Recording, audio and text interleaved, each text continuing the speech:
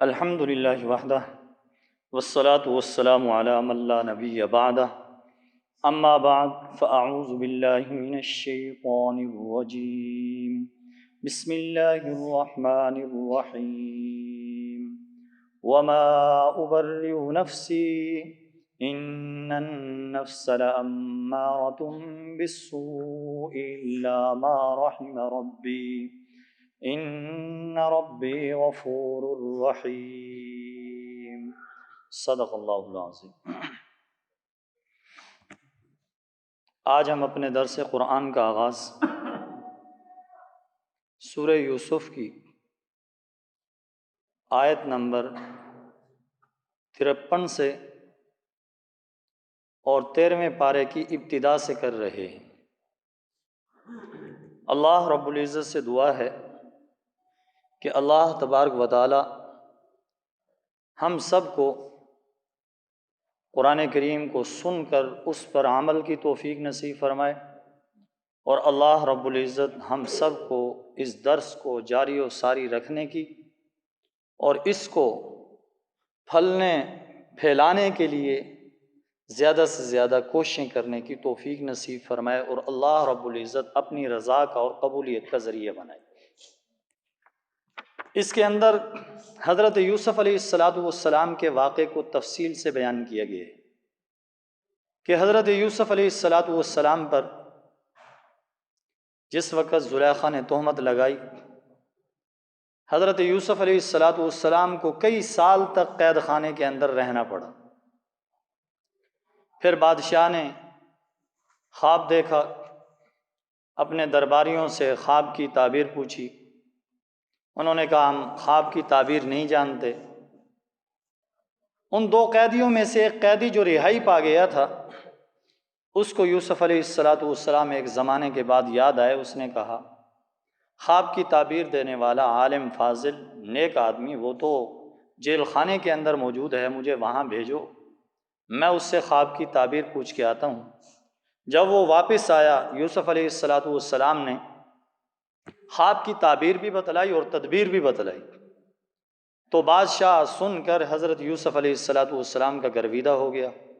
اور کہنے لگا کہ حضرت یوسف علیہ السلام کو میرے پاس لاؤ، ایسا آدمی تو کسی عہدے اور منصب پر بٹھانے کے قابل ہے، چہ جائے کہ اس کو قید خانے کے اندر رکھا جائے۔ یوسف علیہ السلام کے پاس ایلچی آیا، قاصد آیا، تو حضرت یوسف علیہ السلام نے رہا ہونے سے پہلے کہا کہ پہلے ان عورتوں کا جو واقعہ ہے اس کی پہلے تحقیق کرو، جو الزام مجھ پر لگا ہے اس کو پہلے صاف کیا جائے۔ تو ان عورتوں کو بلوا کر بادشاہ نے معاملہ پوچھا۔ ان عورتوں نے یہ کہا کہ یوسف علیہ السلام پاک باز ہیں، یوسف علیہ السلام کے اندر ہم نے ذرہ برابر بھی برائی نہیں دیکھی۔ پھر زلیخا نے بھی کہا کہ حق واضح ہو گیا، غلطی میری تھی، قصور میرا تھا۔ تو اب یہ اشکال ہوتا تھا، ذہن کے اندر یہ بات آتی تھی کہ حضرت یوسف علیہ السلام کو اپنے تقوی پہ اور اپنی پرہیزگاری پہ کوئی ناز تھا کہ جس کی وجہ سے حضرت یوسف علیہ السلام نے رہا ہونے سے پہلے، بادشاہ کے پاس جانے سے پہلے یہ انتظامات کیے، پہلے اس معاملے کو صاف کرایا۔ تو اس کا جواب دیا وما ابرئ نفسی، میں اپنے نفس کو بری قرار نہیں دیتا، میں اپنے آپ کو بری نہیں کہتا، اور میں اپنے آپ کو پاک باز نہیں بناتا۔ تو حضرت یوسف علیہ السلام نے فرمایا وما ابرئ نفسی، میں اپنے آپ کو پاک باز نہیں کہتا، ان النفس لامارۃ بالسوء الا ما رحم ربی، بے شک نفس تو برائی کا ہی حکم دیتا ہے مگر وہ جس پر میرا رحم کر دے۔ فرمایا نفس جیسے تمہارے ساتھ لگا ہوا ہے، نفس میرے ساتھ بھی لگا ہوا ہے، جیسے خواہشات تمہارے ساتھ ہیں ویسے ہی خواہشات میرے ساتھ بھی ہیں، جیسے عورتوں کی طرف میلان فرمایا عام انسانوں کا ہے، تو میں بھی بشریت میں سے ہوں اس لیے میرا بھی میلان ہے۔ فرمایا نفس تو برائی کا ہی حکم دیتا ہے، اور یہاں پہ لفظ آیا نفس امارہ کا۔ نفس امارہ اسے کہا جاتا ہے جو کہ انسان کو برائی پہ آمادہ کرتا ہے، اسے نفس امارہ کہا جاتا ہے۔ اور ایک ہے نفس لوامہ، جس کا ذکر سورہ قیامہ کے اندر اللہ تبارک و تعالیٰ نے ارشاد فرمایا، لا اقسم بیوم القیامہ ولا اقسم بالنفس اللوامہ۔ نفس لوامہ اس کو کہا جاتا ہے جو انسان کو اللہ تبارک و تعالیٰ کی فرما برداری اور اللہ رب العزت کی جو حکمت ہے اور جو حکم ہے ان کے تقاضے پورے نہ کرنے پر انسان کو ملامت کرتا ہے، اسے نفس لوامہ کہا جاتا ہے۔ اور ایک ہوتا ہے نفس مطمئنہ۔ نفس مطمئنہ اسے کہا جاتا ہے کہ انسان اس کو اللہ تبارک و تعالیٰ کی رضا کے اندر فنا کر چکا ہو، اللہ تبارک و تعالیٰ کی اطاعت کے اندر جو نفس جو جی چین پا چکا ہو اسے نفس مطمئنہ کہا جاتا ہے۔ جیسے کہ ہمارے قریب ملتان کے اندر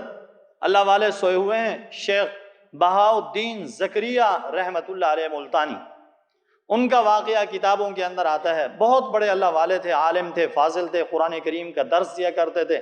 بہت بڑی عمر سے اللہ تبارک و تعالیٰ نے نوازا، پوری عمر مخلوق کو اللہ کا قرآن اور اللہ کی طرف متوجہ کیا، نبی علیہ السلام کی سنت سے آراستہ اور پیراستہ کیا۔ جب آخر کے اندر ان کا آخری وقت تھا تو اس وقت ان کا بیٹا ان کے پاس تھا، دروازے پہ دستک ہوئی تو باہر آیا بیٹا، دیکھا کہ ایک عام سا آدمی کھڑا ہے، اس نے ایک پرچی تھما دی کہ یہ جا کر اپنے والد صاحب کو دے دو۔ وہ بیٹا لے کر پرچی لے کر اندر پہنچا، دیکھا کہ والد صاحب کا انتقال ہو چکا ہے۔ اس پرچی کو کھول کے دیکھا تو اس میں لکھا ہوا تھا، یا ایتھا النفس المطمئنہ ارجعی الی ربک راضیۃ مرضیہ فادخلی فی عبادی وادخلی جنت۔ اے نفس مطمئنہ، اے وہ روح جو کہ اللہ کی اطاعت میں چین پا چکی ہے، فرمایا یا ایتھا النفس المطمئنہ ارجعی الی ربک، اپنے رب کی طرف لوٹ جا۔ فرمایا وہ تو اس سے راضی، تو اس سے راضی، میرے بندوں میں داخل ہو جا اور میری جنت میں داخل ہو جا۔ وہ بیٹا باہر آیا، دیکھا باہر وہ فقیر غائب ہے، وہ اللہ کی طرف سے کوئی فرشتہ تھا۔ تو بہرحال یہ نفس کی تین قسمیں، نفس امارہ، نفس لوامہ اور نفس مطمئنہ۔ اللہ تبارک و تعالیٰ نے پیغمبروں کو نفس جو عام انسانوں کو دیا جاتا ہے اس کے ساتھ ساتھ ایک نفس پیغمبری بھی عطا فرماتے ہیں جو کہ انسان کو گناہوں سے بچاتا ہے، اور وہ جو نفس پیغمبری اللہ تبارک و تعالیٰ اپنے انبیاء علیہ السلام کو عطا فرماتے ہیں اس کی وجہ سے گناہ انبیاء علیہ السلام کے قریب ہی نہیں آتا، اس لیے انہیں معصوم کہا جاتا ہے کہ انبیاء علیہ السلام گناہوں سے معصوم ہیں۔ تو فرمایا نفس تو برائی کا ہی حکم کرتا ہے مگر وہ جس پر میرا رب رحم کر دے، فرمایا اپنی طاقت سے اور اپنی قوت سے، اپنی طاقت کے بل بوتے پہ کوئی بھی نہیں بچ سکتا، ہاں جس پر رب رحم کر دے وہ بچ سکتا ہے۔ ان ربی غفور الرحیم، بے شک میرا رب بخشنے والا رحم کرنے والا ہے۔ غفور ہونے کا تقاضا یہ ہے کہ اللہ تبارک و تعالی نفس امارہ کو نفس لوامہ بنا دے، اور فرمایا اللہ تبارک و تعالی توبہ کرنے والے کے گناہوں کو معاف فرما دے، یہ غفور کا تقاضا ہے۔ اور رحیم ہونے کا تقاضا یہ ہے کہ اللہ تبارک و تعالی گناہ گاروں سے گناہوں کے اثرات کو زائل کر دے، فرمایا بے شک میرا رب بخشنے والا رحم کرنے والا ہے۔ وقال الملک ائتونی بہ استخلصہ لنفسی، بادشاہ نے کہا کہ اس کو میرے پاس لاؤ، استخلصہ لنفسی، میں اس کو اپنے لیے خالص کر لیتا ہوں، یعنی میں اس کو اپنا کوئی مقرب بنا لیتا ہوں، اور میں اس آدمی کو جو اتنے فضائل کا مالک ہے، پہلے چونکہ بادشاہ نے وہ فضائل،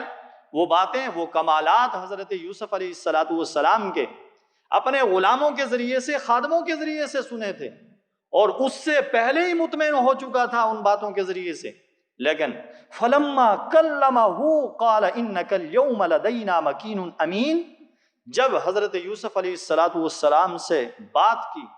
گفتگو کی، تو کہنے لگا انک اليوم لدینا مکین امین، آج سے آپ ہمارے پاس معزز ہیں اور معتبر ہیں۔ حضرت یوسف علیہ السلام سے گفتگو کی، سبحان اللہ، انبیاء علیہ السلام کی گفتگو کیا شرینی گفتگو ہوگی۔ انبیاء علیہ السلام کی زبان مبارک، پاکیزہ زبان مبارک، جب اس سے باتیں سنی پہلے ہی معتبر سمجھتا تھا، لیکن حضرت یوسف علیہ السلام سے گفتگو سننے کے بعد پھر تو اور زیادہ گرویدہ ہو گیا، فوراً کہنے لگا انک الیوم لدینا مکین امین، آج سے آپ ہمارے پاس معزز بھی ہو، معتبر بھی ہو۔ یہ واقعتاً کہا جا سکتا ہے کہ یہ پیغمبر کا اعجاز ہے، پیغمبر کا معجزہ ہے کہ اس سے کافر بادشاہ سے ایسی بات کہلوائی۔ قال انک الیوم لدینا مکین امین، کہنے لگا آج سے آپ ہمارے پاس معزز ہو، معتبر ہو۔ اور دیکھیں حضرت یوسف علیہ السلام سے گفتگو کی تو گفتگو کے ذریعے سے پہچان گیا کہ یہ کوئی عام آدمی نہیں ہے، عام شخصیت نہیں ہے، یہ اللہ کا کوئی واقعتاً مقرب بندہ ہے۔ اور جیسے عربی کا مقولہ ہے کہ انسان اپنی زبان کے نیچے چھپا ہوا ہوتا ہے، کہ جیسے ہی بات کرتا ہے تو بات کے ذریعے سے پتہ چلتا ہے کہ یہ کیسا آدمی ہے، اس کی گفتار کیسی ہے، اس کا کردار کیسا ہے، تو بات کے ذریعے سے، زبان کھولنے کے ذریعے سے پتہ چلتا ہے کہ یہ انسان کیسا ہے۔ تو جیسے ہی گفتگو کی تو گفتگو سے بڑا متاثر ہوا۔ یہ تو نبی کی گفتگو تھی، چاہے جائے کہ نیک لوگوں کی گفتگو ہو اور اولیاء کرام کی گفتگو ہو، ان کی گفتگو کے اندر بھی انسان کو مزہ محسوس ہوتا ہے اور ان کی گفتگو کے اندر بھی شیرینی محسوس ہوتی ہے۔ یہ تو اللہ کے پیغمبر حضرت یوسف علیہ السلام تھے، تو ان کی بات سے کیوں نہ متاثر ہوتا۔ قال اجعلنی علی خزائن الارض، حضرت یوسف علیہ السلام نے فرمایا مجھے زمین کے خزانوں پر مقرر کر دیجیے۔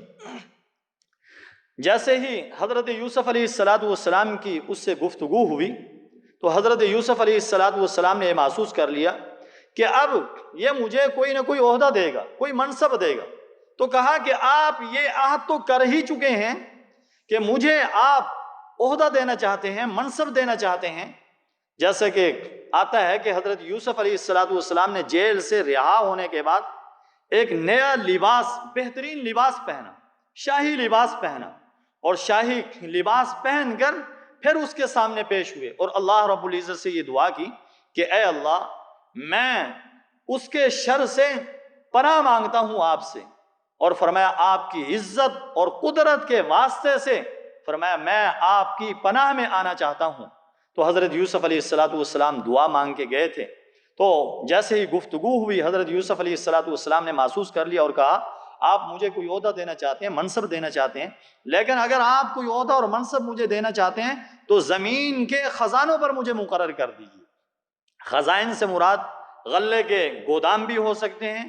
اور خزائن سے مراد زمین کی پیداوار کے جتنے اسباب ہیں وہ بھی اس سے مراد ہو سکتے ہیں۔ تو اس لیے فرمایا چونکہ مجھے اس کام کے اندر مہارت ہے لہذا مجھے اس پر مقرر کر دیجئے۔ اب سوال یہاں پہ یہ ہوتا ہے کہ حدیث پاک کے اندر تو اس بات سے منع کیا گیا ہے کہ آدمی امارت کو طلب نہ کرے، عہدے کو طلب نہ کرے، اس سے منع کیا گیا ہے۔ اور حدیث پاک کے اندر رسول اکرم صلی اللہ علیہ وسلم نے ارشاد فرمایا اگر کسی کو زبردستی عہدہ اور منصب دیا جائے تو پھر اللہ کی طرف سے اس کی مدد ہوتی ہے، اور فرمایا اگر کوئی آدمی مانگ کر لے اور اہل نہیں ہے خود بخود اس کو چمٹ جائے تو فرمایا پھر اس کی گویا کہ پکڑ ہوتی ہے۔ یہ حدیث پاک کا مفہوم ہے۔ تو یہاں پہ حضرت یوسف علیہ السلام تو عہدے کو مانگ رہے ہیں، تو اس کا جواب یہی ہے کہ حضرت یوسف علیہ السلام نے جو یہ کہا اس کی وجہ یہ ہے کہ حضرت یوسف علیہ السلام کے پائے کا اور کوئی آدمی موجود نہیں تھا۔ یہ اس وقت منع ہے کہ کسی کی حق تلفی کر کے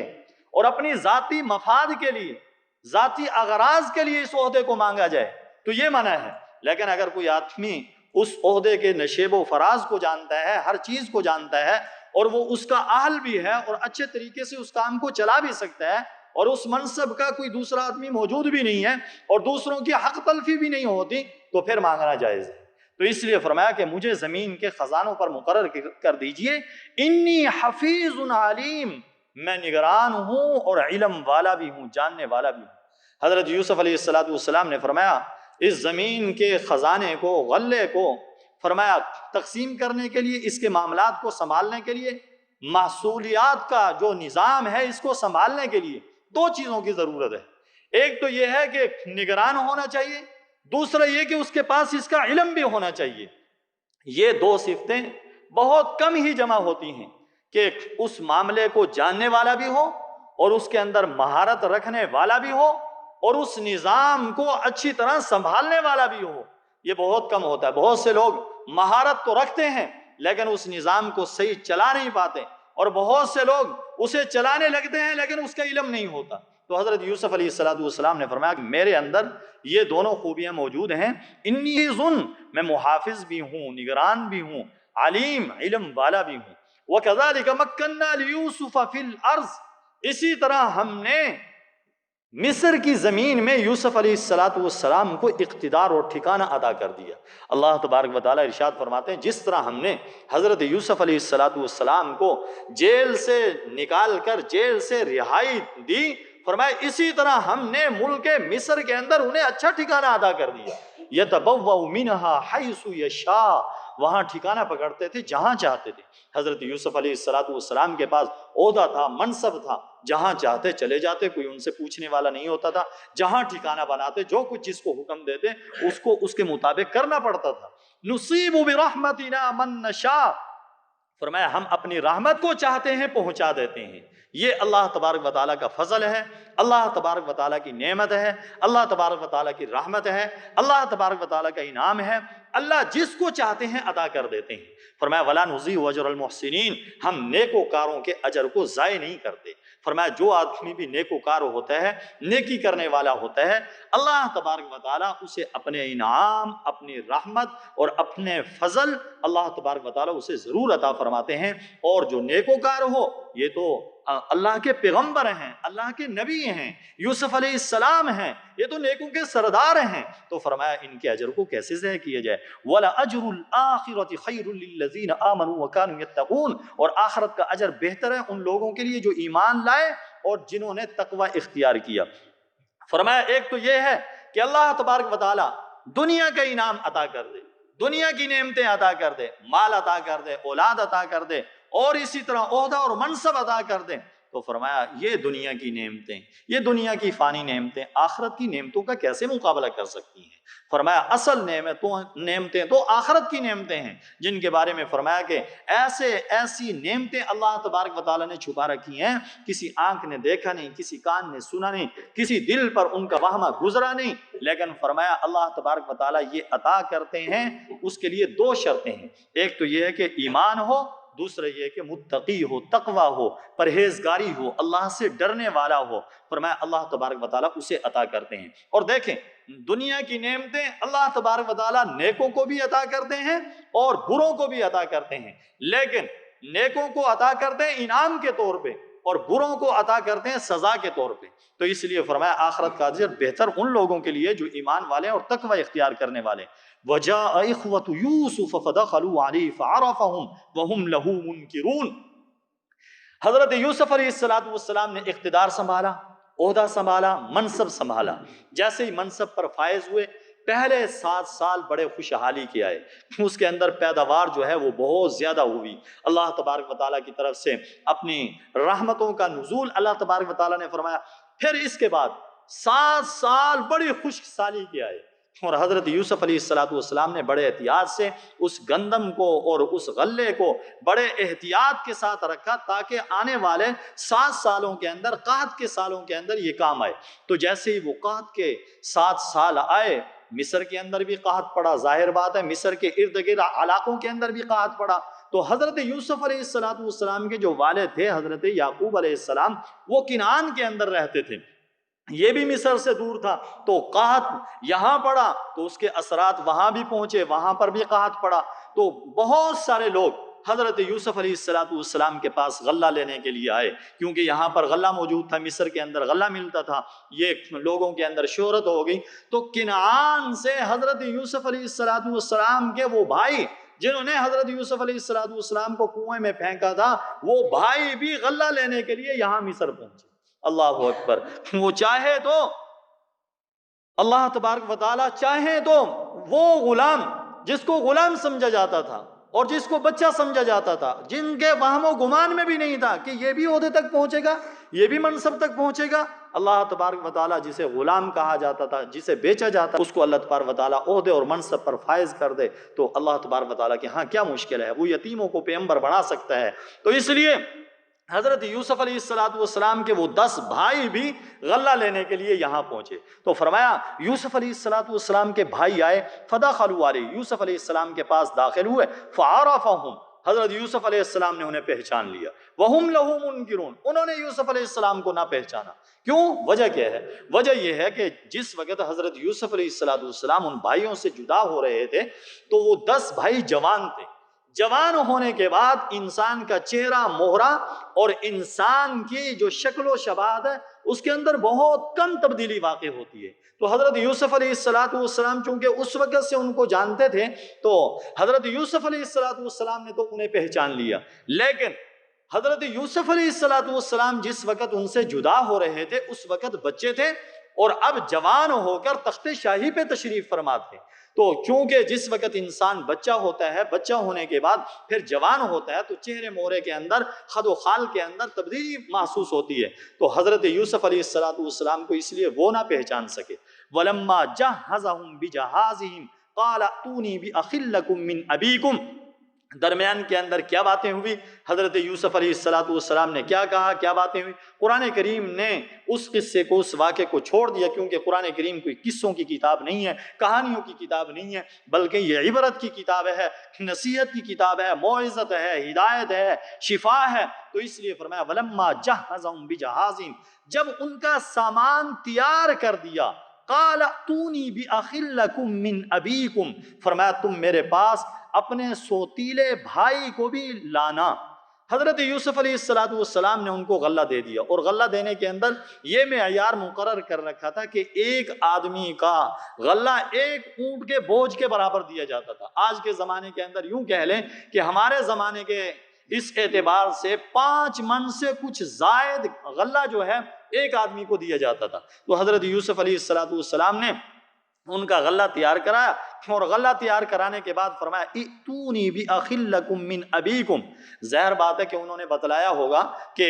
ہمارا ایک اور بھائی بھی ہے، اس کا بھی غلہ دے دو، اور ہمارے والد بھی ہیں، وہ بوڑھے ہیں، وہ نہیں آ سکتے تھے، ان کا بھی غلہ دے دو۔ حضرت یوسف علیہ السلام نے فرمایا ہوگا چلو والد جو ہیں تمہارے والد وہ تو بوڑھے ہیں، وہ آ سکتے، ان کا تو غلہ دے دیتے ہیں، لیکن جو جوان ہے، جو آدمی نوجوان ہے، ہمارے ہاں معیار یہ ہے جو آدمی آئے گا وہی لے جائے گا، لہٰذا اس کو جب تک میرے پاس نہیں لاؤ گے میں اس کا غلہ تمہیں نہیں دوں گا۔ لہٰذا اپنے بھائی، وہ یوسف علیہ السلام کے حقیقی بھائی تھے بنیامین، اور ان کے سوتیلے بھائی تھے، ان کو وہیں چھوڑ آئے تھے، تو فرمایا میرے پاس اپنے سوتیلے بھائی کو لانا۔ الا ترون انی اوفی الکیل وانا خیر المنزلین، کیا تم دیکھتے نہیں ہو کہ میں غلہ پورا پورا دیتا ہوں اور میں بہترین مہمان نواز بھی ہوں۔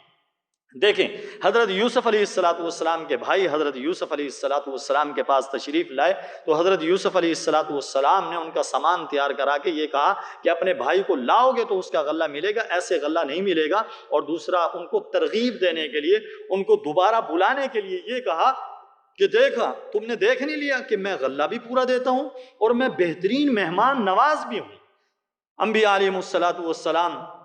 واقعتاً مہمان نواز ہوتے ہیں، یہ تو ایک عام مسلمان کو حکم ہے کہ مہمان آ جائے تو اس کی خدمت کی جائے، اس کی مہمان نوازی کی جائے، جیسے حدیث پاک کے اندر ارشاد فرمایا جو شخص اللہ آخرت کے دن پہ ایمان رکھتا ہے اس کو چاہیے کہ اپنے مہمان کا اکرام کرے، اعزاز کرے۔ یہ تو حضرت یوسف علیہ السلام تھے، اللہ کے نبی تھے، وہ کیسے مہمانی نہ کرتے، اور پھر ان کے وہ بھائی تھے، بھائیوں کا حق بھی تھا، اس لیے حضرت یوسف علیہ السلام نے ان کی خوب خاطر تواضع کی۔ آج کے زمانے کے اندر یوں کہہ لیں کہ روست اور قورمہ پتہ نہیں کیا کچھ کھلایا ہوگا، حضرت یوسف علیہ السلام نے ان کو